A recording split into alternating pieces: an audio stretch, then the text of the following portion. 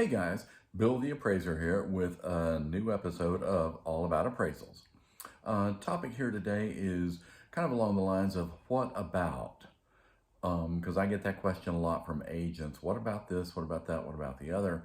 And so I was just going to talk about a couple of things that I've seen over the last few years and may shed some light on a little bit of that. The take-home message kind of is anything that's sort of atypical probably needs a second look. I'm thinking about, years ago I had an appraisal, had an inspection, and the agent had said, well, the garage is heated and cooled, and so I included that in the heated square footage, which of course that might work for the agent. It does not work for the appraiser because it is still just a regular garage with a concrete slab and a garage door that is heated and cooled. That the fact that it's heated and cooled might be a nice amenity. I actually had a recent home that had that feature, but you can't count it as heated square footage. I had one not too long ago, actually, same kind of thing.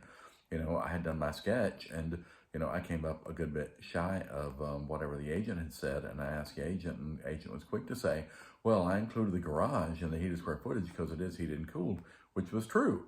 But again, you're not going to put somebody out to live in that garage because, again, even though it is heated and cooled, it's still a garage. It's got, oil stains on the floor. It's, concrete slab. It's not nice. Nobody wants to live there, so it's not heated square footage. It's not heated and cooled and finished to the same extent as the rest of the home. Trying to think of one I did a while back on a lake, and incredibly enough, everybody probably knows that, access to an attic space is usually one or two or three things. It's either what we call a pull-down ladder. A lot of times in the hallway kind of thing, and you pull it down, you walk up. On occasion, it's even a true blue staircase, walk up into, which is amazing, right? That's about the best you can hope for. And then third scenario, which is pretty awful, is a thing called a scuttle, which means it's just a little kind of one by one piece of wood, either in a closet or in a hallway or something somewhere.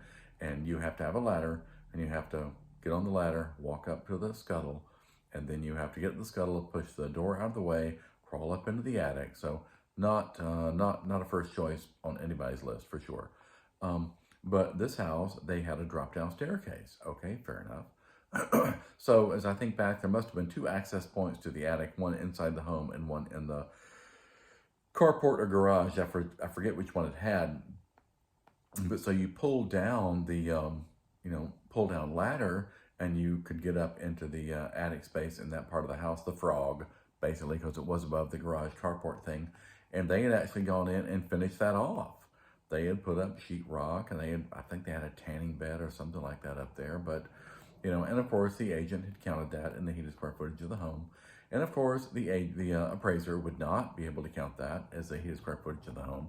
And the reason for that is because it has to be contiguous, right? It has to be touching. You have to be able to, leave one area to get to another area, which is why in a lot of homes where they do in fact have a finished frog, the room of the garage, there's very often access to that via a staircase near maybe the kitchen or something.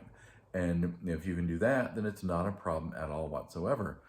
One issue there, though, just to mention in passing, a lot of times people want to count that as a bedroom, and you may have the egress and you may have a closet, but you don't have a bathroom. So who wants to be that person in that bedroom, quote unquote, at 2 o'clock in the morning? And the answer is, nobody wants to be that person. So you might be able to count it as heated square footage, but you probably can't count it as a bedroom. So yeah, these people had gone up into their attic, finished that room, like I said, put a tanning bed or something up there, which can't begin to imagine how they got that up there. And so, then I gave it credit, of course, but couldn't give it credit as heated square footage.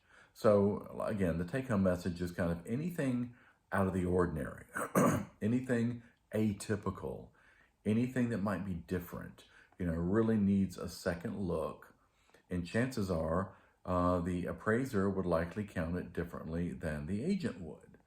And I can probably come up with more examples. And so I guess I should call this video part 1 of this. And eventually I'll get around doing part 2.